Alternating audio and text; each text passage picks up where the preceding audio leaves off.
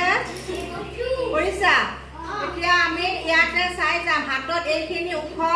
মাজৰখিনি চাপৰ এইখিনি ওখ এইখিনি চাপৰ ভালদৰে চোৱা আমি ওপৰৰ পৰা আৰম্ভ কৰি প্ৰথম ইটো কি জানুৱাৰী ফেব্ৰুৱাৰী মাৰ্চ এপ্ৰিল